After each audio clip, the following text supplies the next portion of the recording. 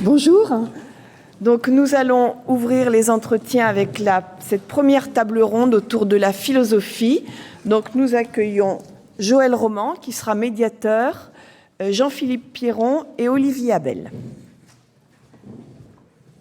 Une intervention ou d'un entretien avec Gaston Bachelard, le philosophe, sur la question du rêve et de la rêverie. Donc ça va... Et puis par la suite, nous reprendrons la parole pour, je dirais, un peu rebondir sur ce que dit Bachelard dans cet entretien. Et donc, je vous laisse d'abord prendre connaissance de son intervention.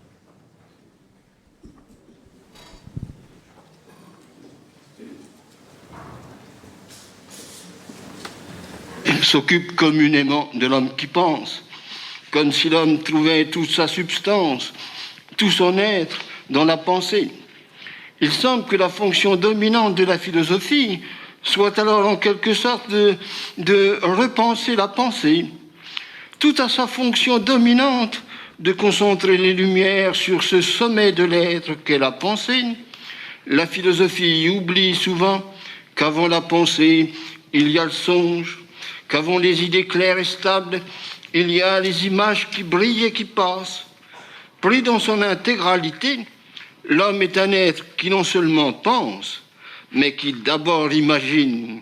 Un être qui, éveillé, est assailli par un monde d'images précises et qui, endormi, rêve dans une pénombre où se meuvent des formes inachevées, des femmes qui se déplacent sans loi, des formes qui se déforment sans fin.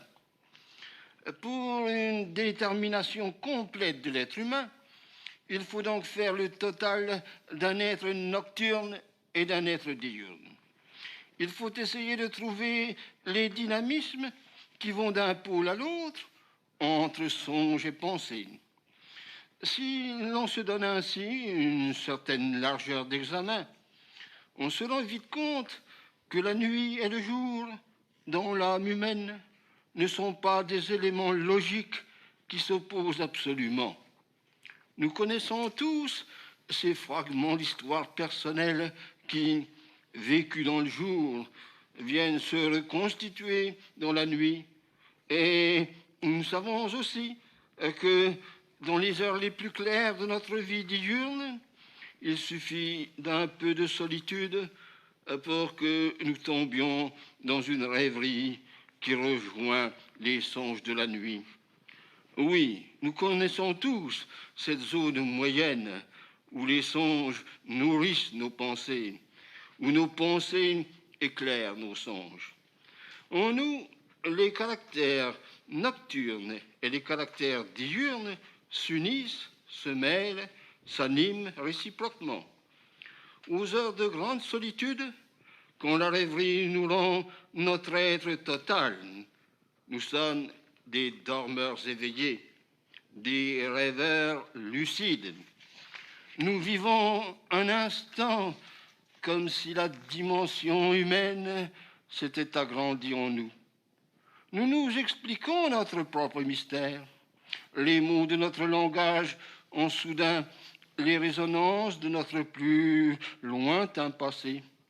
Ils sont clairs et signifiants, mais ils obéissent à la syntaxe des songes. Cet aspect synthétique de la rêverie lucide, où viennent s'unir les valeurs nocturnes et diurnes de l'âme humaine, appelle un examen philosophique. D'abord, il me semble nécessaire d'écarter de notre examen tous les états artificiels qui peuvent être déterminés par des drogues.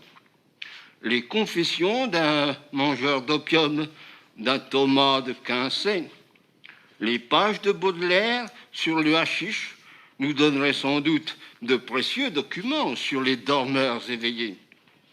Mais outre que pour analyser ces documents précieux, il faudrait de longues conférences, leur analyse nous détournerait de la démonstration que nous voulons faire du caractère profondément naturel de ces instants synthétiques où nous avons soudain la conscience de songer, où nous sommes à la fois esprit songeur et esprit clair. D'ailleurs, il ne va pas de soi que les meilleurs documents pour étudier l'homme soient les documents exceptionnels, les exemples où l'on montrerait ces êtres hallucinés qui traversent la vie comme des somnambules. De tels êtres sont étrangers à eux-mêmes. Or, nous voulons caractériser le maintien de conscience diurne dans la rêverie la plus imaginative. Nous voulons montrer que le dormeur éveillé, que le rêveur lucide, réalise une synthèse de la réflexion et de l'imagination. Alors, la rêverie n'est pas un abandon, la rêverie est active, la rêverie prépare des forces et des pensées. Pour entrer dans ces vues philosophiques, il suffit de donner à l'imagination humaine sa pleine valeur, sa valeur principielle. Trop souvent, l'imagination a été considérée comme une puissance secondaire, une occasion de dérèglement, un moyen d'évasion. On n'en fait pas assez nettement ce qu'elle est, la fonction dynamique majeure du psychisme humain. En homme normal, on aime à mettre au premier plan la fonction du réel. Mais comment un homme ferait-il une œuvre s'il ne s'exerce pas, s'il ne sent pas en lui ce qu'on pourrait appeler la fonction de possibilité? Pour agir, il faut d'abord imaginer. Il y a un sens à parler d'une fonction de l'irréel par laquelle l'homme méditant, le dormeur éveillé, s'en va en quête des possibilités d'une œuvre nouvelle. En lui s'éveille une conscience de poète. Le dormeur éveillé, s'il peut nous faire confidence du dynamisme de sa rêverie, s'il peut induire en nous l'activité de sa rêverie, répond vraiment à la définition que Paul Éluard donnait du poète. Le poète est celui qui inspire, celui qui nous donne l'exacte énergie de l'imagination. Il nous aide à satisfaire à ce besoin de poésie qui est au cœur de l'homme. Or, y a-t-il poésie sans une adhésion corps et âme à une image aimée, à des images privilégiées, à des images qui mettent en nous une vie à la fois profonde et nouvelle, à des images qui, dans leur magnifique simplicité, nous renouvellent dans les profondeurs de notre être. Précisément, le dormeur éveillé connaît une expérience de l'image instantanée, l'expérience d'une image qui nous réveille de la rêverie passive. De telles images nous éveillent à une vie nouvelle. Elles nous font sortir de la nuit d'un songe. Elles sont comme un grain d'opium uniquement psychique par lequel le poète nous entraîne dans un monde inconnu en nous donnant une impulsion d'inspiration. Tel est du moins l'enseignement des dormeurs éveillés qui réalisent la synthèse des valeurs nocturnes et des valeurs diurnes.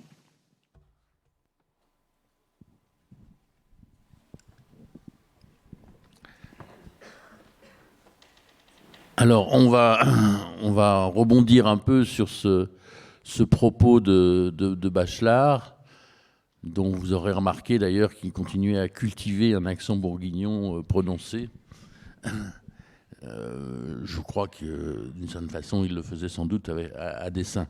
Je voudrais juste ajouter, moi, quelque chose. Dans son intervention, là, il dit, au fond, et on voit que c'est un Bachelard qui est un fond un peu différent de celui qu'on qu'on connaît le plus souvent, c'est-à-dire celui qui est enseigné dans les classes et qui est le bachelard épistémologue, celui de la rupture épistémologique, celui de la constitution du discours scientifique et rationnel, comme nettement séparé et coupé de toute contamination, au fond, par l'imagination. Là, au contraire, il nous montre un psychisme qui est beaucoup plus unifié, mais qui reste double, et où l'imagination, elle a une fonction, au fond, instituante, elle a une fonction initiale, inauguratrice. Hein.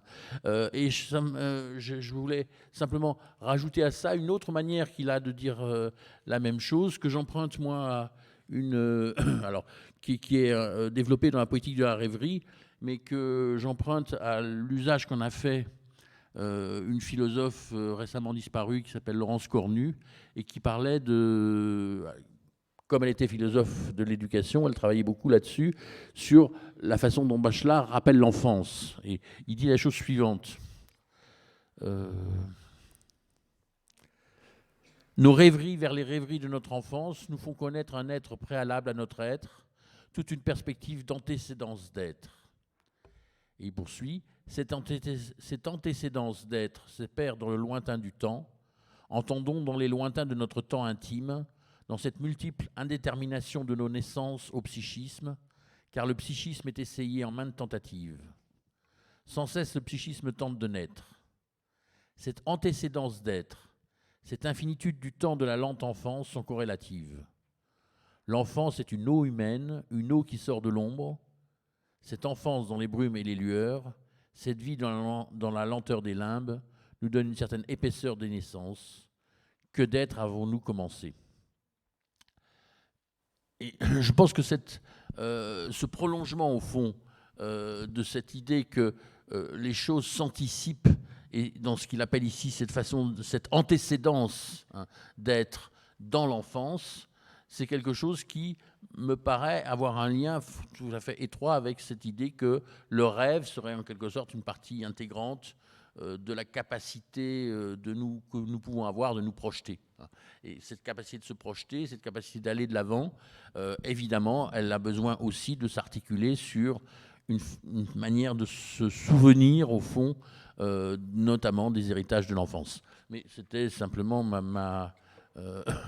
une forme de contribution, ou en tout cas d'écho que j'ai, la façon dont j'ai entendu en écho le propos de Bachelard, et je voudrais d'abord laisser la parole aux deux intervenants. Alors, Jean-Philippe Pierron. Jean-Philippe est professeur à l'Université de Bourgogne et l'auteur de plusieurs ouvrages. Il est notamment, vous les trouverez d'ailleurs sur la table tout à l'heure, l'auteur d'un livre consacré à l'imagination, donc il était particulièrement habilité en quelque sorte pour intervenir ce matin. Et par ailleurs, il travaille aussi à l'édition critique de Bachelard, justement, et notamment des textes de Bachelard sur l'imaginaire et l'imagination. Donc je lui laisserai la parole dans une minute. Et je présente juste Olivier Abel. Olivier Abel est professeur à l'Institut de théologie protestante de Montpellier. Et il est lui aussi l'auteur de très nombreux ouvrages sur des questions d'éthique ou sur des questions philosophiques. On a ensemble, notamment, on collabore ensemble dans le cadre de l'association Paul Ricoeur. Donc, je laisserai aussi Olivier intervenir un peu plus tard. Alors, Jean-Philippe, peut-être, je te laisse la parole. Pour combien de temps on converse? Oui, oui. Okay. On va essayer de faire des interventions brèves, une dizaine de minutes, pour qu'on puisse échanger un peu et puis qu'ensuite on puisse avoir un dialogue avec la salle. Oui, merci de ces présentations, merci de l'invitation, merci d'être là pour penser ensemble. Ce qui me frappe entre les premières interventions des politiques tout à l'heure et puis cette causerie de Bachelard, c'est la question de comment on articule le politique et le poétique, où le rêve et l'action. Comment se construit ce passage, et peut-il se faire, ce passage, de manière directe ou par quelle voie autre peut-il se déployer? La posture de Bachelard est assez bizarre, en fait, par rapport à cette question. C'est un philosophe qui n'a rien écrit sur le politique, pas directement, et qui, pendant l'occupation allemande, publie un livre intitulé « L'air et les songes ». La question que je me pose toujours quand je lis Bachelard, sachant ça, c'est comment est-ce possible qu'un homme comme lui, croix de guerre de la Première Guerre mondiale, où il a été longtemps militaire, donc quelqu'un qui n'ignore pas la question du mal en politique, comment est-il possible donc qu'un homme comme lui, sans inconséquence, considère nécessaire, urgent et salutaire d'écrire un livre de poétique, L'air et les songes, alors qu'à Dijon, là où il est à l'époque quand il publie ce livre, les Allemands sont dans les rues, les nuits sont contrôlées, la pensée est sous surveillance. Il faut se poser cette question parce que oser rêver, c'est le défi qu'il se donne en publiant, je crois, ce livre, en pensant le rêve comme une forme de réplique nécessaire, mais dont il faut se déterminer le statut, réplique nécessaire à la violence totalitaire. Qu'est-ce qui, dans le rêve, peut être une puissance de résistance à l'égard des totalitarismes d'hier et ceux d'aujourd'hui? C'est-à-dire qu'en fait, s'il s'agit d'oser rêver, qu'est-ce qui aujourd'hui tue nos rêves, les empêche, les interdise, voire les suture même avant? Et ce qui me frappe, c'est la démarche que propose Bachelard. Là non plus, je ne vous vois pas, non pas que je sois myope, moi pour le coup. Mais je me disais, je ne sais pas si vous avez fait cet exercice pendant qu'on entendait Bachelard parler. Moi j'aime bien son accent Bachelard, peut-être parce qu'effectivement il en joue, mais parce qu'il dit que nos rêves sont situés. Nos accents disent quelque chose des sites à partir desquels nous allons au monde. Alors il le fait effectivement avec une gouaille sans doute pour une part exagérée, mais aussi pour redire que s'il s'agit d'oser rêver, c'est à partir de ce quelque part dont nos corps, dont les accents sont présents dans la langue, sont les sites possibles. Bref, donc mais bon, quand Bachelard parlait tout à l'heure, donc je ne sais pas si vous avez fait ça, hein, mais il disait il y a en fait dans nos expériences de rêverie, et je note qu'il parle de rêverie lucide. Donc il ne s'agit pas d'opposer la raison qui aurait le sens du réel et la rêverie qui serait d'une puissance d'irréalité.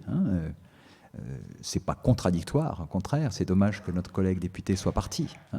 Il s'agit de penser ensemble, précisément, raison et imagination.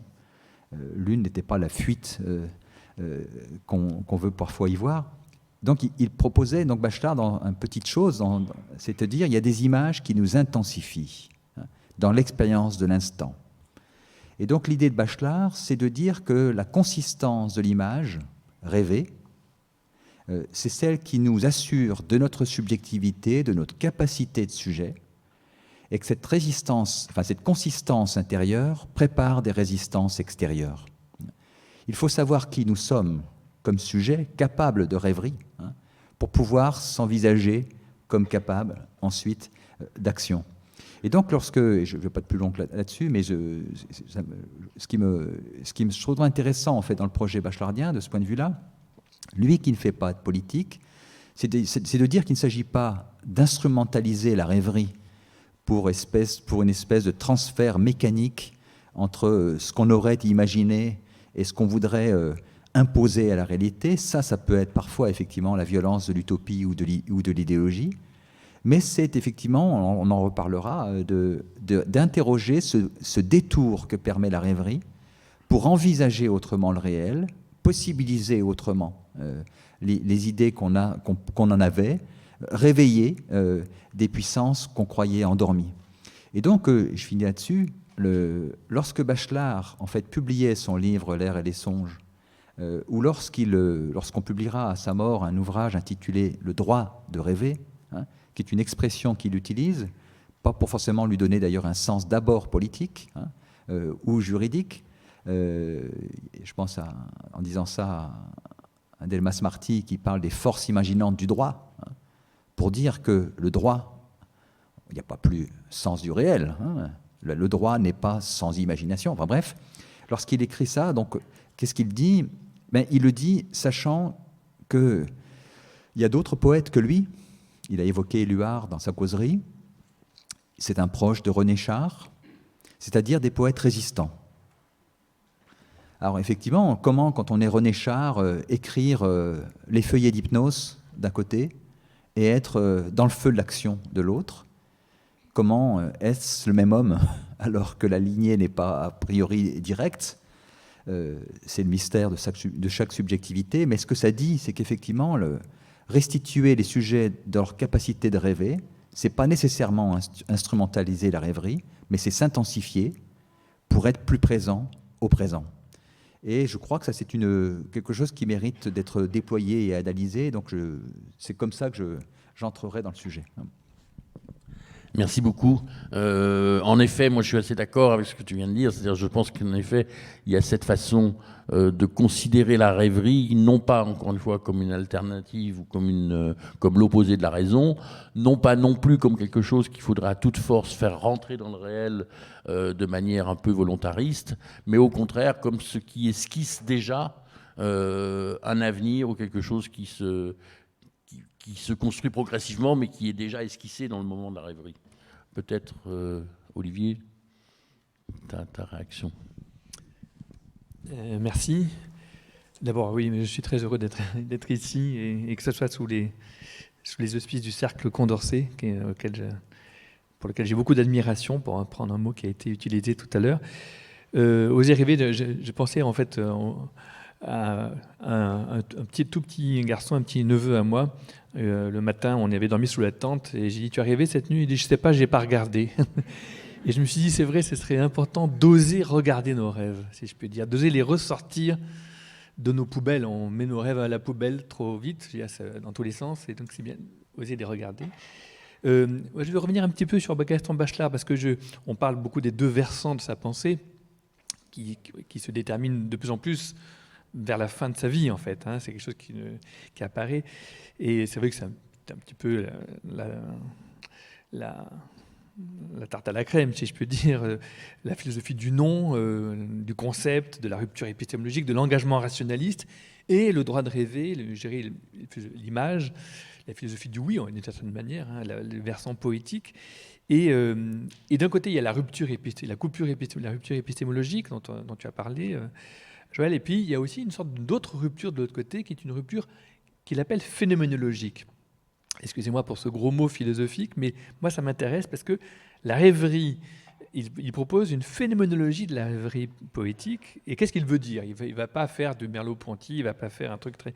Mais il y a une dimension d'exercice, non pas comme un grand système, mais presque au sens de Pierre Hadot, une sorte d'exercice philosophique quotidien, un exercice spirituel, mais je dirais aussi un exercice politique presque en fait, en même temps, un exercice de l'imagination poétique, créatrice. Alors, à quoi est-ce que la rêverie nous exerce? C'est ça ma question. À quoi est-ce que la rêverie, en quoi est-ce que c'est une discipline? En quoi est-ce que c'est un exercice qu'il nous faut faire? Alors, il y a plusieurs choses que je veux dire. Premièrement, c'est un rapport à l'être qui est un rapport très doux. Je veux dire, la rêverie est un rapport doux qui laisse être, qui laisse apparaître, qui laisse les choses apparaître et disparaître. C'est une manière d'habiter qui ne veut pas tout de suite tout changer. On ne veut pas tout de suite tout changer. On ne veut pas changer le monde. On a beaucoup changé le monde. On peut arrêter un peu de changer le monde, mettre entre parenthèses cela. Il faut arrêter de tout casser, si je peux dire. Bon, première chose. Deuxièmement, cette rêverie, elle détermine une forme de sujet, de subjectivité. Qui suis-je pour pouvoir, tu viens de le dire, Jean-Philippe, pour être quel type de cogito? Il parle d'un cogito poétique. Qu'est-ce que c'est que ce cogito? Eh bien, c'est un cogito, il dit, il faut adhérer corps et âme à une image. On pourrait même dire plus, c'est un sujet qui naît, qui trouve sa seconde naissance, ou sa troisième, ou sa 10 millième naissance dans une image. Il est généré par l'image.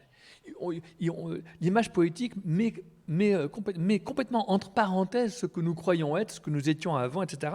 Et nous redonne une enfance. Il y a toute cette dimension des rêveries vers l'enfance qui va avec justement ces naissances, ce crépitement de naissances qui nous sont redonnées par l'image poétique. Et donc, on pourrait beaucoup parler de cette enfance, parce que c'est vraiment une dimension aussi de l'enfance. Elle est une résistance aussi. Elle est une protestation. Elle est en nous. Troisième chose, c'est une rêverie, dit-il dans cette causerie, une rêverie active, lucide, il dit. C'est une rêverie poétique, c'est-à-dire c'est une rêverie qui s'écrit. Il y a une dimension de vigilance, il y a une dimension de sentinelle, il y a une dimension aussi de créativité, de productivité. Enfin, il s'agit de produire quelque chose. On pourrait y revenir tout à l'heure. Pour moi, c'est vraiment... il parle de grains d'opium psychique. Moi, j'ai envie de dire de grains d'opium qui nous sont donnés juste par des mots, par du langage, et notamment par des énoncés, par des affirmations poétiques. Bon. Et puis, il y a peut-être une question qu'on peut se poser, c'est, avec Bachelard, dans la poétique de la rêverie, il parle de l'animus anima. Je suis seul, dit-il, nous sommes quatre. Mon animus rêve d'une anima, mon anima rêve d'une animus. On ne sait pas très bien là, dans les genres, dans les débats sur les genres, ce que Bachelard viendrait faire, mais il complique beaucoup les choses. Mais tout ça, c'est de la rêverie. C'est-à-dire, en fait, on va s'imaginer de l'autre côté sans s'y croire. Et voilà, il parle beaucoup de la rêverie solitaire, mais c'est une question que j'aurais aimé discuter avec lui, malheureusement. C'est comment est-ce qu'on rêve à deux, justement. C'est tout le sujet des rêves de Michel Gondry. Dans tous ces films, Michel Gondry, en venant là dans le train, j'ai re-regardé la science des rêves pour voir qu'est-ce que je pouvais en tirer. Et il y a cette question est-ce qu'on peut se retrouver dans des rêves? Est-ce qu'on peut se rencontrer dans des rêves? Qu'est-ce que c'est que rêver à deux? Qu'est-ce que c'est qu'un rêve collectif? Ça peut être aussi très dangereux, les rêves collectifs. On peut dire que les religions sont des grands rêves collectifs qui créent des alter-réalités aussi. Enfin, vous voyez, il ne faut pas être tout de suite non plus dans le... Donc là, quelles sont les conditions de pouvoir rêver de l'autre côté sans trop vite s'y croire? Bon. Une autre chose qu'on pourrait dire qui est très important chez Bachelard, c'est que c'est un exercice rythmique. C'est-à-dire, il dit trop tard, j'ai connu l'alternance entre le concept et l'image, entre le jour et la nuit, etc. En ce sens-là, d'ailleurs, je trouve que Bachelard est un des philosophes qui rejoint Platon, parce que Platon, dans l'œuvre de Platon, il y a du rêve, il y a place pour du rêve. Ce n'est pas que du concept. Platon va très loin dans la rationalité, mais il va très loin aussi dans la rêverie, dans le rêve, dans les mythes, il invente des mythes, etc. Donc il y a les deux, il y a un côté dormir, il y a un côté s'éveiller, au sens, pas au sens woke, mais au sens, il y a un côté, voilà, ça va ensemble. On ne peut pas être éveillé si on ne dort pas, il y a un rythme entre les deux, il faut trouver ce rythme. Et donc il a écrit tout un livre là-dessus, La dialectique de la durée, et pour lui justement, l'enfance, ce qu'il appelle l'enfance, je ne vais pas le dire, j'avais préparé un passage, mais c'est cette dimension de rythme. Et justement, il y a un travail tout est rythme, tout le temps est fait de rythmes successifs, et il faut rythmer, il faut tout rythmer. Il faut accepter de désengrainer le temps pour le re-engrainer autrement. Il y a des consolidations de rythme. Et puis, une dernière chose que je voulais dire, c'est que cette imagination poétique, elle a une dimension d'utopie, on en a parlé. L'utopie, c'est un genre littéraire. Je pense à Gulliver, par exemple, parce que Bachelard a beaucoup rêvé sur le petit, le grand, etc. J'ai envie de dire, attention, il y a deux tentations auxquelles la rêverie poétique de Bachelard, à mon avis, nous fait échapper. La première, c'est la tentation de l'évasion. La rêverie n'est pas une évasion, il le dit. C'est pas une fuite, c'est pas un retrait hors du monde définitif. C'est pas on part pas ailleurs. Mais ce n'est pas non plus une sorte d'alter-réalité, une sorte de logique du tout au rien qui aurait quelque chose de totalitaire dans lequel on détruit le réel au nom d'une autre réalité qui serait supérieure. C'est à la fois sortir des réalités établies, c'est vraiment la fonction critique de mettre entre parenthèses la réalité, d'explorer les possibles en roue libre, je dirais de manière en débrayant, on essaye tous les jeux, tous les régimes, avant de réembrayer, c'est-à-dire de revenir. C'est une fonction des réels, mais pour le réel, pour revenir autrement au réel. En ce sens-là, les deux chemins se rencontrent. Le chemin de l'engagement rationaliste, ou je dirais même surrationaliste, dit-il quelque part, et l'engagement surréaliste par le rêve, ensemble, nous mettent en rapport avec un réel que l'on peut voir autrement, que l'on peut sentir, percevoir autrement, et dans lequel et qui prépare l'action. L'imagination, ici, prépare l'action. C'est pour ça que le détour par la poétique, par la littérature, est très, très terriblement politique. Ricoeur disait agir, c'est faire en sorte que le monde ne soit pas fini. Je pense qu'on ne peut faire ça que parce qu'on a, par l'imagination, on est sorti du réel pour voir un autre monde possible. Merci. Peut-être tu voulais rebondir sur ce que vient de dire Olivier. Oui, je veux bien. En fait, si, il y a toujours. Parce que tu viens de dire sur la question du surréel me paraît en fait décisif pour proposer une autre exégèse que celle qu'on a proposée déjà de l'affiche de ce festival. La question, en fait, effectivement, d'une posture un peu surréaliste, hein, à la Magritte, inquiétante, mais au bon sens de ce que c'est que l'inquiétant, enfin au sens de l'inquiétude, la sortie de la quiétude. Et Bachelard, effectivement, a fait partie de ces philosophes, en fait, qui ont contribué à revaloriser l'idée qu'on se peut faire de l'imagination. On a, pendant une longue tradition, cherché à se méfier d'elle, hein, pour de bonnes raisons, pour une part d'ailleurs, hein, la folle du logis, la folle qui se plaît à faire la folle, hein, maîtresse d'erreur et de fausseté, d'autant plus fourbe qu'elle ne l'est pas toujours, enfin bref, Malebranche, Pascal, enfin, et d'autres auteurs. Là où, effectivement, ce que dit Bachelard, c'est que l'imagination n'est pas une faculté de l'irréel, hein, mais ce que vient de rappeler Olivier, c'est une faculté du surréel. Hein. Elle nous surréalise, elle nous irréalise.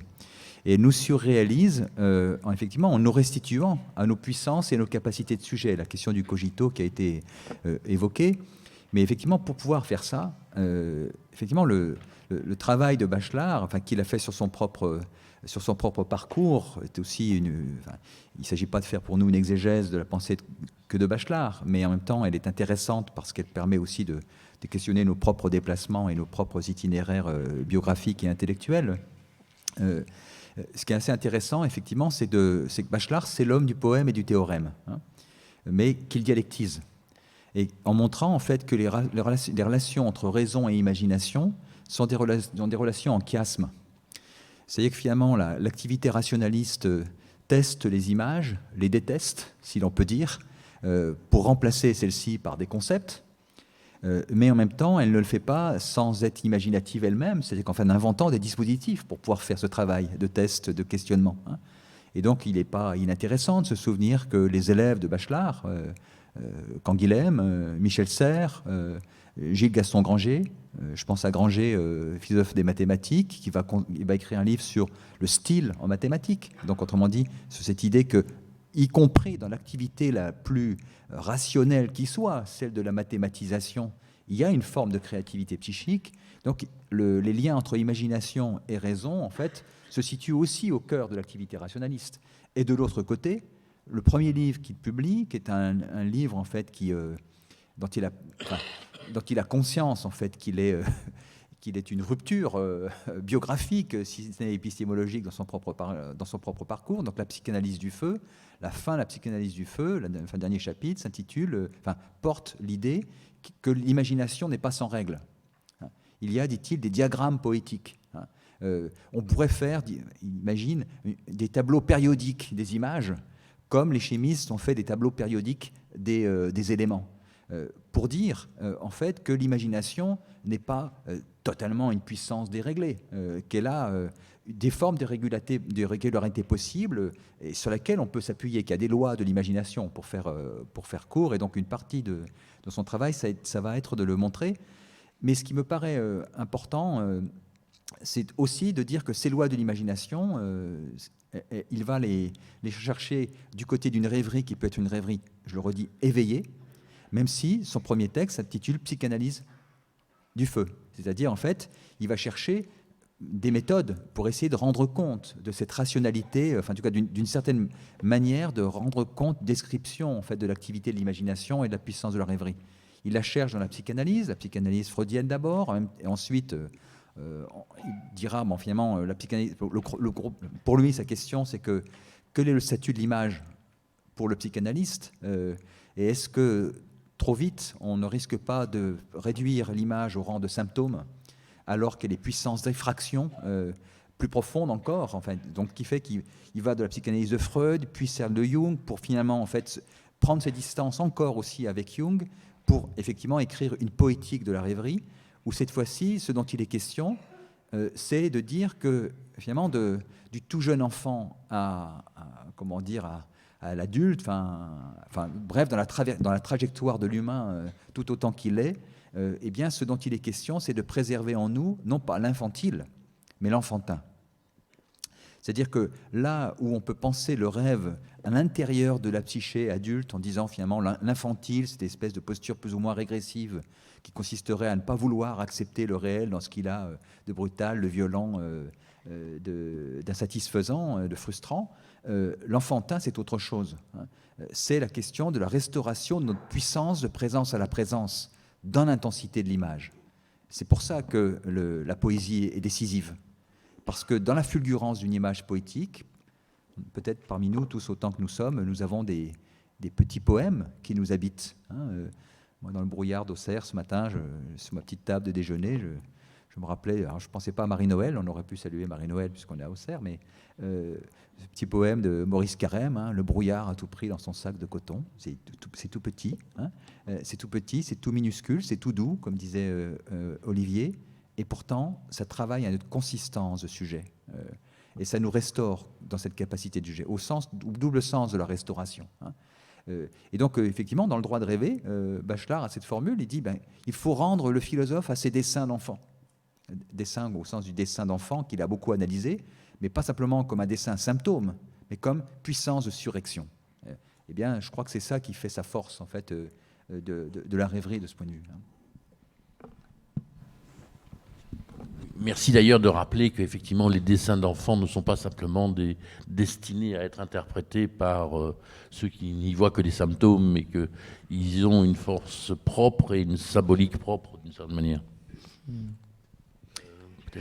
Oui, je pense à d'autres, parce que j'ai plein des images, des petites images poétiques que Bachelard, je dirais, recueille, accueille.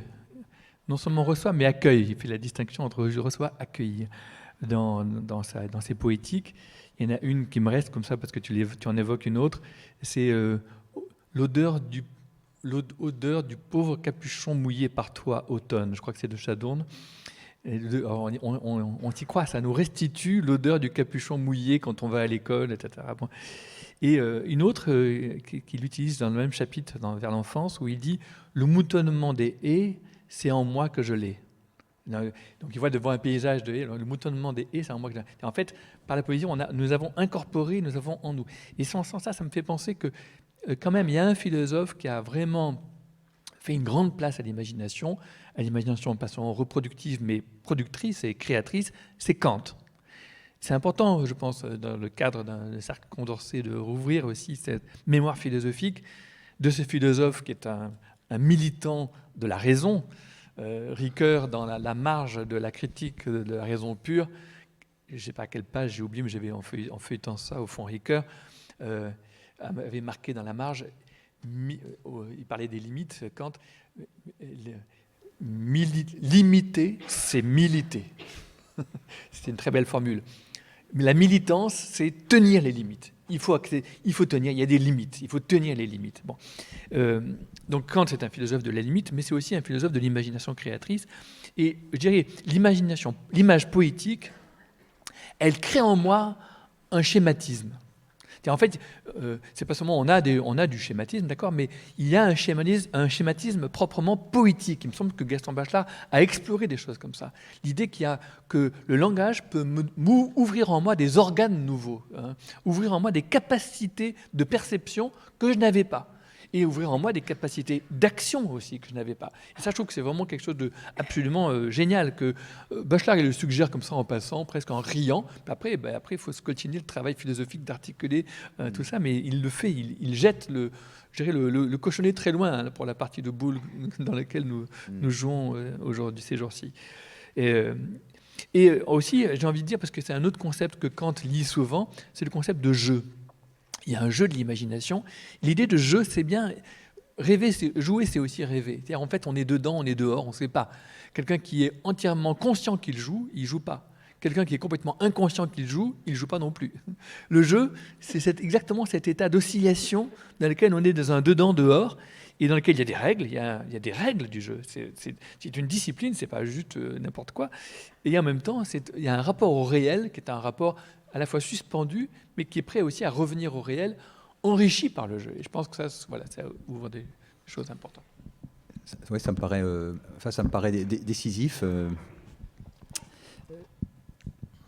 Alors, effectivement, en t'écoutant, je repensais à une formule de Bachelard en fait, qui est rigolote parce que, comment dire, quand on est biologiste, on ne sait pas trop quoi faire de ça. Hein. Il dit voilà, le rôle de la poésie, c'est de susciter en nous les hormones de l'imagination. Hein.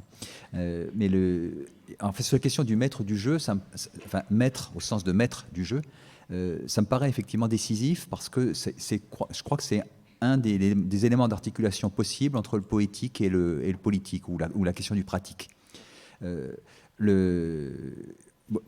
pense aux théoriciens de l'école de Francfort, je pense en l'occurrence à Axel Honneth, dans son livre sur la société du mépris, il y a un petit chapitre qui porte sur de la prétendue inactualité de la psychanalyse, et donc qui questionne sur la portée critique finalement en fait de la rêverie dans la critique sociale et dans les critiques des formes sociales du mépris.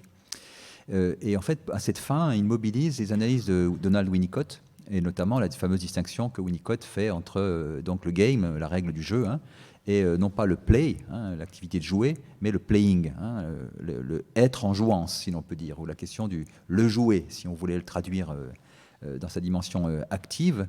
Et de cette façon, je trouve que c'est assez salutaire parce que ça permet de faire le lien peut-être entre ce que Bachelard disait dans sa causerie tout à l'heure, c'est-à-dire que finalement l'imagination, c'est la faculté du possible pratique, hein, pour reprendre une formule d'ailleurs que Ricoeur mobilise en commentant Kant, hein, de ce point de vue-là. Donc l'imagination est une faculté du possible pratique, et cette possible pratique, elle questionne tous autant que nous sommes, dans les situations qui sont les nôtres, nos contextes professionnels ultra normés et procéduralisés aujourd'hui, la parole politique qui a du mal à être encore une parole parce qu'elle est prise, à l'exception de ce matin, j'étais assez frappé de la qualité des paroles politiques, en fait, des paroles politiques qui, parce qu'elles sont surveillées par les réseaux sociaux en permanence, n'osent plus être des paroles, mais deviennent des éléments de langage. Enfin bref, la question du oser rêver, c'est questionner tout ce qui vient suturer et empêcher en fait la rêverie, et donc c'est la question du playing. C'est qu'en fait, et comment mettons du jeu dans les espaces contraints qui font que nos vies, à un moment donné, se trouvent anesthésiées et rabougries parce qu'elles sont rattrapées par de procéduralisées ou de l'isonormé. Et donc la question du playing, c'est la question effectivement du rêver comme sujet d'autres possibles pour la situation dans laquelle je suis. Autrement dit, quelle est la fonction éthique du jeu, hein, et je trouve que c'est la question importante et effectivement redoutable que tu posais tout à l'heure, Olivier, sur qu'est-ce que ça signifie rêver à plusieurs, si ce n'est pas effectivement une puissance de délire, hein. Et donc, qu'est-ce que c'est que la créativité au travail, hein? Je me disais, moi je pensais à ça comme réponse possible. Comment, dans les manières d'organiser le travail aujourd'hui, il y a de la souffrance psychique, parce que précisément, on n'a plus la possibilité de penser, de rêver ensemble, en fait, les contextes de travail dans lesquels nous sommes, hein. Toutes les problématiques des souffrances des soignants aujourd'hui, moi je les lis comme ça, lorsque Christophe Dejour parle de souffrance en France à partir en fait des formes de suicide au travail au moment en fait de la réforme de Télécom, enfin de France Télécom, qu'est-ce qu'ils analysent? C'est l'idée que qu'est-ce qui se passe quand une ultra-rationalisation en fait du social, une bureaucratisation générale en fait de nos existences, eh bien les enferme dans une cage d'acier où il n'y a plus de rêve possible, hein. C'est-à-dire qu'en fait, lorsque le primat du coordonné, de façon rationnelle, par les sciences de gestion, par le New Public Management, eh bien, finalement, empêche l'activité de coopération et la rêverie, en fait, qui est engagée ensemble pour effectivement d'inventer d'autres manières de faire, d'autres pratiques, d'autres réponses. Donc il y a, donc il y a un vrai enjeu, j'allais dire, de mettre du jeu. Peut-être il y a des demandes d'intervention ou des questions ou des suggestions dans la salle. Alors, manifestez-vous sans hésiter, parce que moi, je ne vous vois pas. Donc,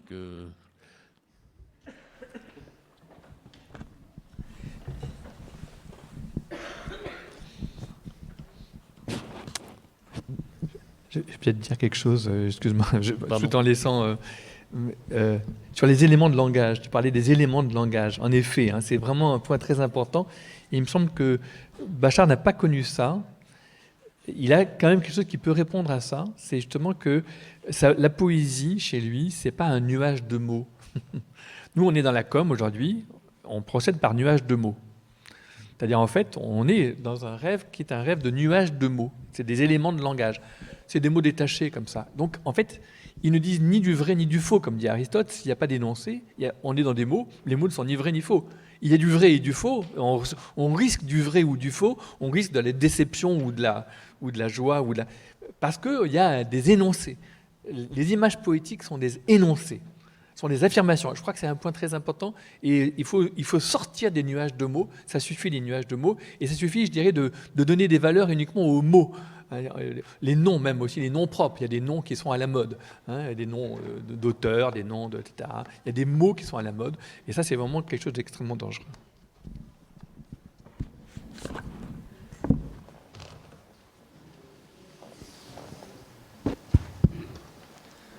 Bonjour, merci pour vos clés.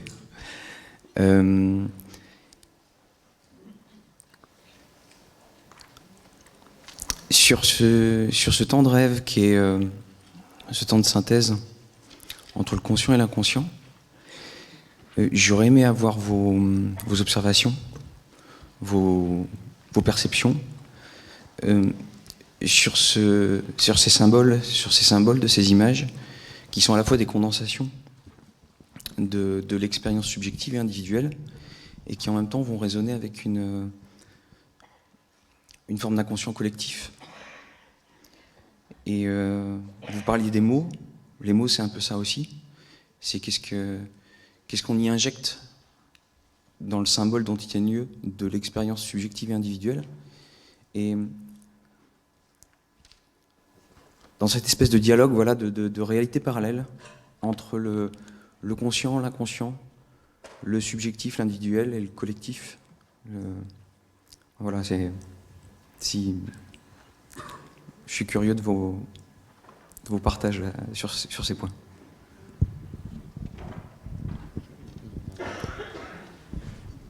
Moi, je peux tenter il y a beaucoup de choses hein, dans ce que vous dites.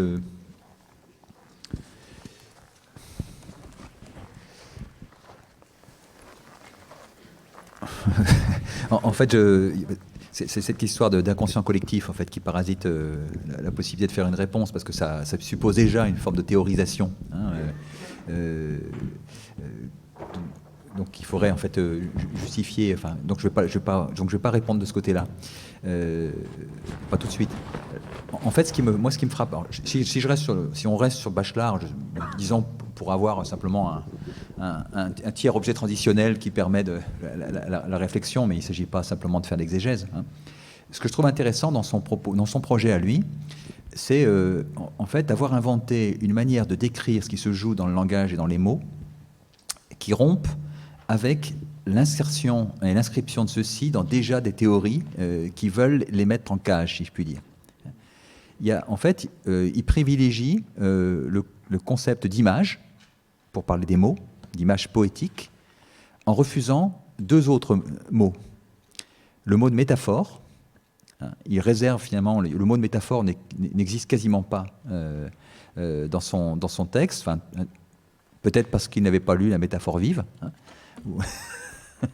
de Ricoeur, hein, mais il y a d'ailleurs une discussion intéressante entre Bachelard et Ricoeur sur ce point à la fin du livre de Ricoeur sur la métaphore vive, mais il ne parle pas de métaphore et il ne parle pas de symbole. Le symbole, il le réserve dans son sens finalement très pauvre, au sens de la notation mathématique qu'on utilise dans le langage de la science moderne, notamment celle de la chimie. Hein. Donc il dit ni symbole, ni métaphore. Alors, il ne dit pas métaphore non plus.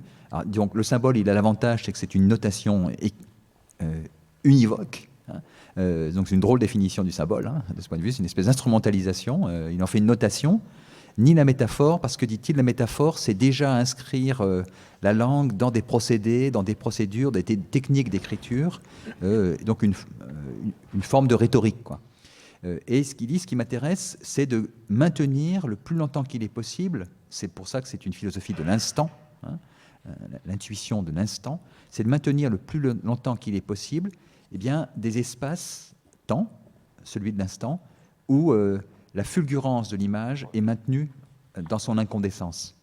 C'est pour ça qu'il y a dans le contre le nuage de mots, dans l'énoncé de la poésie, dans l'intensité de la poésie, quelque chose en fait qui est sauvage d'une certaine manière, quelque chose qui est non domesticable, dont on peut rien faire. On peut pas en faire un programme même politique. C'est pour ça qu'en fait, au moment où ses amis poètes, il y a une grosse discussion au moment de la résistance sur quel est le rapport entre poésie et résistance. Hein.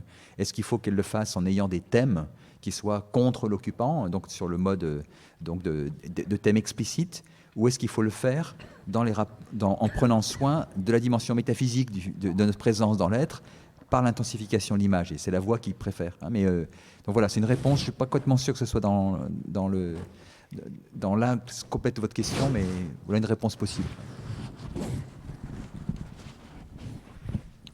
Je vais juste dire une chose, c'est Hannah Arendt insiste sur le fait que nous avons la faculté, nous les humains, toujours la faculté de nous retirer du monde. Et vraiment, comme l'a dit l'un des intervenantes ce matin, vraiment, on ne peut pas, c'est même pas un droit. Nous pouvons, même quand nous ne pouvons plus rien, nous pouvons toujours, oui, il y a quand même des conditions et un minimum, nous retirer dans la rêverie. La rêverie est une sorte de manière de nous échapper. Bon. Simplement, si tout le monde se retire, dit-elle, eh bien, il n'y a plus de monde. Il n'y a plus cet intervalle spécifique qui fait qu'il y a un monde commun, qui est un monde politique, qui est un monde, un cosmos. Bon. Et je trouve que c'est une remarque très importante pour nous, parce que ça veut dire que la rêverie que nous cherchons, c'est une rêverie qui est une fonction d'irréel, une fonction, je dirais, de sortie, mais pour revenir ensemble, autrement au monde. Et donc, c'est pour ça que je parlais d'une imagination pour le réel. Et c'est une imagination, donc forcément c'est une imagination, il y a une dimension de réouverture de tous les possibles qui ne sont pas le cas. En sorte, le monde n'est pas fini, mais c'est bien pour revenir ensemble. Donc je pense que c'est la question qu'on posait tout à l'heure, qu'on se posait sur qu'est-ce que c'est que rêver ensemble. C'est justement rêver ensemble, c'est mettre un peu en dehors du monde quelque chose qu'on va remettre un peu dans le monde. L'image qui me vient, c'est l'image du levain. On retire du pain quelque chose qui va lever et qu'on va remettre dans la pâte du lendemain. On met à côté quelque chose qui va travailler, mais pour être remis dans la pâte du monde commun. C'est ça qu'il nous faut faire. On ne peut pas juste... Il ne s'agit pas de séparer les choses. D'un côté, le rythme de Bachelard n'est pas un rythme dans lequel les choses sont séparées. On voit bien que c'est pour les remettre, les retresser ensemble dans le monde commun.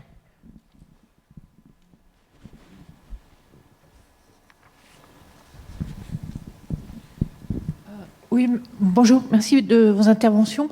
Moi, c'était la question de limite qui m'intéresserait, parce que, par exemple, Wittgenstein dit les limites de mon langage, c'est les limites de mon monde. Et quand vous parlez de Kant, je pense à la pierre perpétuelle qui a imaginé l'ONU.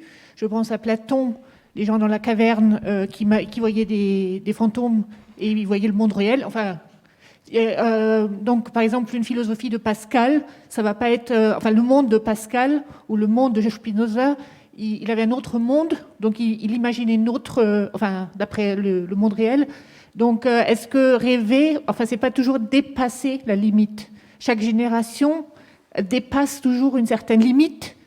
Nos jeunes, aujourd'hui, ils savent déjà faire la PlayStation, on n'a même pas besoin de leur expliquer, et ils dépassent toujours... oser rêver, c'est toujours peut-être essayer de vouloir dépasser toujours une nouvelle limite. Je ne sais pas, c'est une question. Voilà.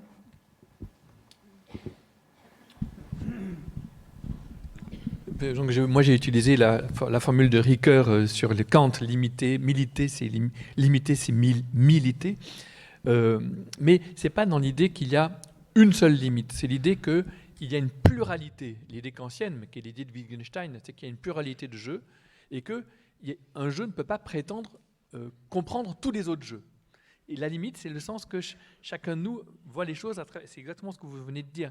Les limiter, c'est connaître notre propre étroitesse ou savoir que le jeu dans lequel je suis est un jeu possible, mais parmi d'autres. Et que donc, c'est accepter en quelque sorte les limites du jeu dans lequel je suis. C'était ça surtout que je voulais dire, qui est une manière de comprendre Wittgenstein et aussi une manière de comprendre Kant, si vous voulez. Mais c'est très important, je crois. En effet, les limites comme conscience qu'on disait tout à l'heure, on est l'accent bourguignon de Bachelard, savoir notre étroitesse, savoir qu'on est né quelque part, qu'on est dans un corps, qu'on est quelque part, on ne peut pas prétendre être le tout, quoi. Oui, je prendrai un autre angle d'attaque pour vous répondre, c'est la question de la capacité qu'a l'imagination de nous réveiller dans la compréhension que nous avons des situations dans lesquelles nous sommes pour les envisager comme jamais, enfin, comme au premier matin du monde, si l'on peut dire. Il y a une puissance d'insurrection, en fait, de la rêverie, mine de rien. Guillaume Leblanc, un collègue philosophe, avait publié un livre sur l'œuvre de Chaplin, intitulé « L'insurrection des vies minuscules ». Et en fait, en questionnant comment le personnage de Chaplin, de Charlot, construit par Chaplin, il est à chaque fois mis dans des situations où il est dans des boîtes, il est, comme on dit aujourd'hui, dans des boîtes, quoi. Et c'est le coiffeur pris dans le ghetto, c'est le travailleur pris dans la grande machine de l'usine, c'est le Charlot qui traverse l'hôpital psychiatrique. Et à chaque fois, comment l'insurrection d'une vie minuscule, dans une puissance d'autonormativité, de toute façon, essaye de réveiller d'autres façons de pouvoir d'y être. Alors c'est des gestes minuscules, hein. C'est comment encore, finalement, passer, raser quelqu'un dans le ghetto de Varsovie, c'est encore sans powermonter, si on peut dire, se maintenir comme sujet là où on veut, ou nous réduire à des sujets qu'on veut écraser définitivement. Comment fumer dans les toilettes de l'usine dans les temps modernes, c'est inventer un micro-espace de résistance aux espaces ultra contrôlés et surveillés du terrorisme. Bref, effectivement, la puissance de l'imagination, elle est effectivement de nous aider à penser out of the box, comme on dit aujourd'hui. Donc effectivement, c'est là qu'elle nous illimite, en ce sens-là.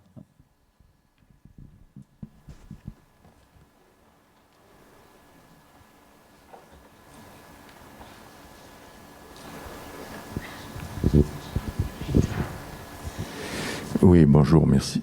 Je voulais juste une question sur une expression qui a été employée apparemment par Bachelard, puisque c'est le titre d'un de ses ouvrages, je crois, c'est le droit de rêver.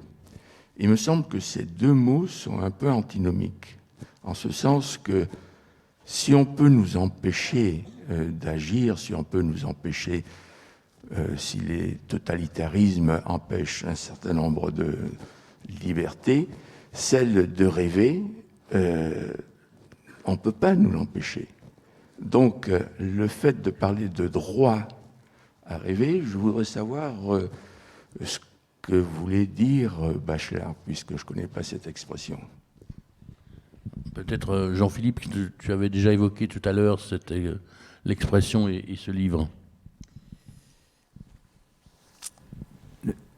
Oui, en fait, alors c'est une formule qu'on trouve donc c'est Philippe Garcin, donc qui était un ami éditeur de Bachelard, qui était directeur de collection aux presses universitaires de France, le père de Jérôme Garcin, donc qui a proposé de donner le titre de ce livre, de ce recueil d'articles.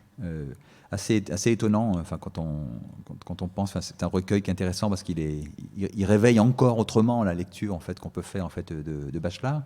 Donc il extrait cette formule d'un article qu'on trouve à la fin de ce recueil dans un texte en fait où Bachelard en fait revisite le rapport à la métaphysique et en disant en fait qu'avant la question de de la méditation au sens cartésien du terme, il y aurait à se laisser aller à l'approfondissement de l'expérience du clair-obscur plutôt que du clair et distinct, qui est donné en fait dans la question de la rêverie, et donc faire droit aux philosophes que dans l'exploration du cogito, la transparence n'est pas le dernier mot, ou la clarté n'est pas le dernier mot. C'est de là devient la formule. Mais en même temps, c'est sans doute forcé un tout petit peu le texte bachelardien, mais je le fais quand même. Dans l'expression droit de rêver, je crois que ce dont il est question, c'est quand même d'interroger, même si je dis je force, parce que je ne pense pas que Bachelard le dirait comme ça, c'est d'interroger les conditions socio-politiques et juridico-éthiques, j'allais dire, qui rendent possible la question du rêve, hein, et le maintiennent comme une condition de possibilité du social et du politique. Je suis assez frappé sous cet angle-là. Je prendrai 2 exemples pour incarner ça. Le premier, je l'emprunte dans les analyses de Martha Nussbaum dans son livre sur les capacités. Donc, il questionne en fait avec les économistes, avec Amartya Sen en particulier, les formes d'organisation du social, où aujourd'hui, ce qui est empêché, ou ce qui n'est pas possible, c'est ce qu'on évoquait précédemment. Dans la liste de 10 capacités, elle en met 2, elle met le jeu et elle met l'imagination, en disant regardons comment nous fabriquons du social et quel est le devenir des acteurs en ces matières. Et puis le second aspect, on est dans un théâtre, il y a des magnifiques crustacés au-dessus de nous, entre autres, et pas seulement, mais en fait qui, à leur façon, nous rappelle qu'une des manières aujourd'hui de restaurer la question du droit de rêver, c'est ce qui est mobilisé par les questions d'écologie. Parce qu'effectivement, aujourd'hui, en fait, plutôt que de rêve, on parle de cauchemar. Autour de la question de la collapsologie, de l'effondrement. Bref, qu'est-ce qu'il en est de notre possibilité de scénariser et de repluraliser nos manières d'envisager notre rapport avec les vivants, humains et non humains, là où effectivement il y a un scénario qu'on n'arrive pas à écrire, et la COP qui vient de se conclure nous l'indique, où effectivement la question du oser rêver, à l'échelle, cette fois-ci transnationale, a encore du mal à se faire entendre. Bref, donc c'est une formule qui dit qu'il y a plusieurs modalités possibles pour le philosopher que celui de la clarté et de la distinction, parce qu'approfondir la densité des images, c'est ça qui revendique un droit, mais quand on veut le traduire du point de vue de ces enjeux sociopolitiques, ça peut avoir une force, de renfort de nos capacités d'initiative.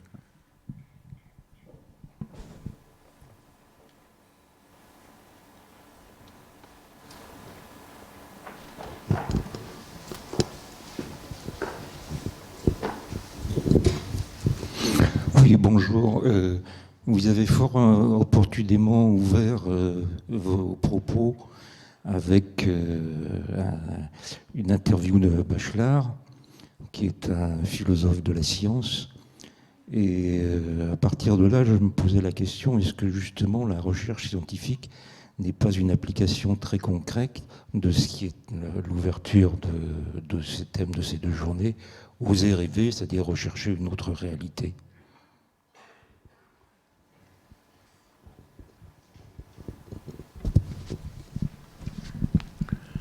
Il faudrait peut-être s'entendre sur ce qu'on en peut comprendre ou ce qu'on met derrière l'idée d'une autre réalité. C'est-à-dire que je ne suis pas sûr que, on l'a dit à plusieurs reprises, et d'une certaine manière, c'est ce que dit aussi Bachelard, le type de créativité qui va demander à l'imagination, c'est pas une créativité qui nous met en rapport avec un réel qui serait distinct ou différent du réel lui-même, mais c'est un réel qui serait en quelque sorte plus ample, plus antérieur. Donc voilà, c'est un peu ça cette idée d'autre réalité. Donc si on pouvait préciser un peu les choses, mais si c'est ça, effectivement... Oui, il me semble que c'est ça. La question, c'est comment est-ce que la science aussi contribue dans l'activité scientifique, à la fois comme activité d'invention, mais aussi de découverte, et donc d'émerveillement, contribue à cet élargissement de la perception, mais aussi de l'action sur le réel, qui est visé de l'autre côté par la surréalité poétique, la surrationalité scientifique et la surréalité poétique. Donc les sciences et les arts se rejoignent pour élargir le monde, pour élargir notre rapport au monde. Je pense qu'en effet, c'est un point... Enfin, moi, c'est comme ça que j'ai compris la question. Ça me semble très, très important. Et très important dans la perspective de ces journées qui sont, si j'ai bien compris l'intention du comité scientifique, justement de sortir, de prendre à contre-pied les peurs, l'esprit chagrin, le ressentiment, les regrets d'un monde qu'on est en train de perdre, ça, et nous tourner vers l'avenir d'une manière positive, d'une manière courageuse et d'une manière confiante. Voilà, d'une manière confiante. Bachelard donne confiance. Le ton de Bachelard, c'est un ton de confiance. Lire Bachelard, c'est reprendre confiance, toujours. Ça, c'est vraiment la leçon, l'exercice dans lequel il nous met. Et là, ça, je crois que c'est en effet très, très intéressant, très important. Merci beaucoup, Olivier. Oui, je crois que ça fait une magnifique conclusion pour notre table ronde. Oui, pardon, il y avait... Non, je voulais dire simplement que le deuxième intervenant avait parfaitement synthétisé ma pensée. Quand je parlais d'une autre réalité, c'est la réalité telle qu'elle est à travers ce qu'on appelle un consensus. Et Einstein, par exemple, l'explique bien, c'est que E égale MC2, il l'a visualisé dans son imagination et l'a construit scientifiquement ensuite. Donc, dans la construction scientifique, il y a construire une hypothèse, chercher à la démontrer, on peut se tromper, et donc il y a forcément une dimension de rêverie dans la démarche scientifique, c'est envisager quelque chose qui est autre chose que l'immédiateté réalité telle qu'elle est définie à un instant T.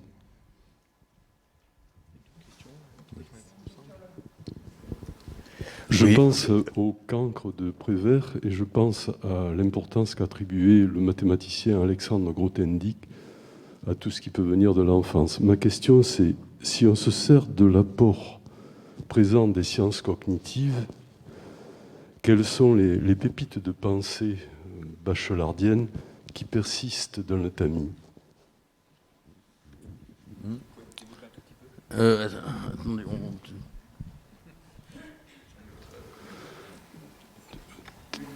Une question simple et rapide. Quelque chose m'a frappé tout au long de l'exposé. C'est un glissement continuel par lequel on est parti du rêve pour glisser à la rêverie et pour aboutir à l'imagination. Alors je reconnais qu'il y a une parenté profonde entre les trois, mais il y a tout de même des différences.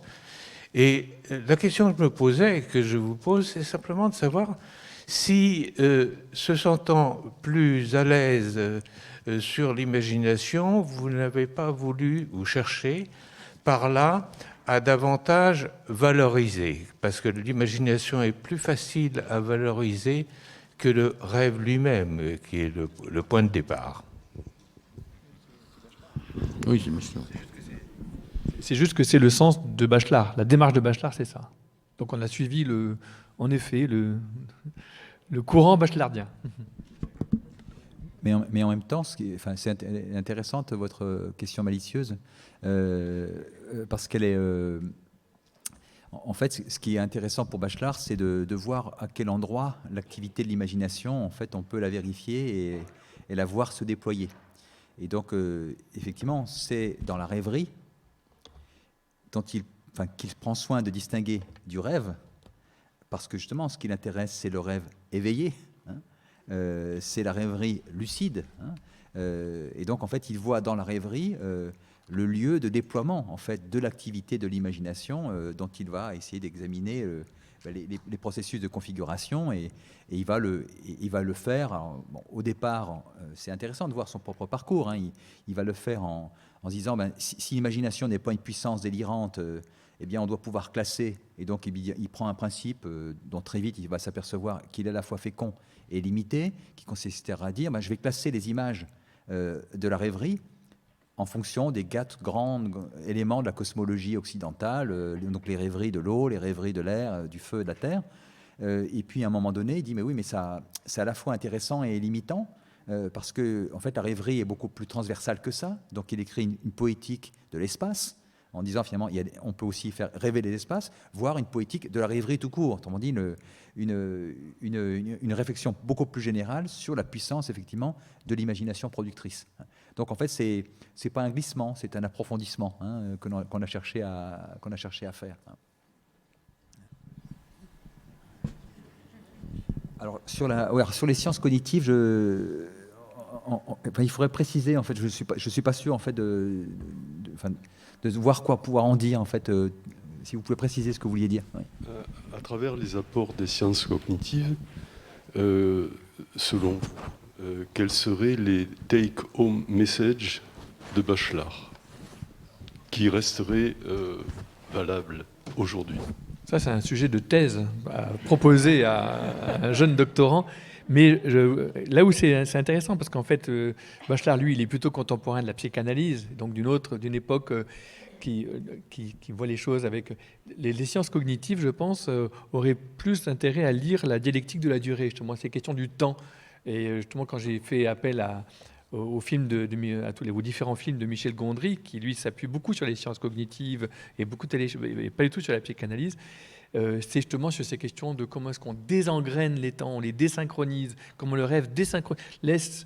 Bachelard parle beaucoup du fait que les différentes fonctions psychiques se désengrainent les unes des autres et donc jouent chacune leur jeu, et donc du coup ça fait des trucs complètement...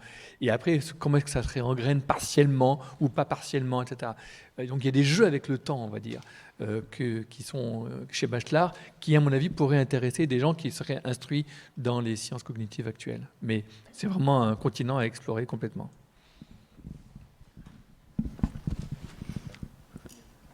Donc oui, non, on va sans doute clore la table ronde, et je vous remercie en tout cas d'avoir participé. Mais je crois qu'on peut conclure effectivement avec ce que disait à l'instant, enfin un petit peu avant, Olivier Abel, à savoir que Bachelard donne confiance et nous donne confiance pour oser rêver, au sens où effectivement il s'agit pour nous de ne pas se contenter de ce qui est, de ce qu'on trouve, de ce qu'on voit, mais d'être un peu dans cet état de songerie, de rêve, mais pas de rêve mou, mais de rêve engagé, quoi.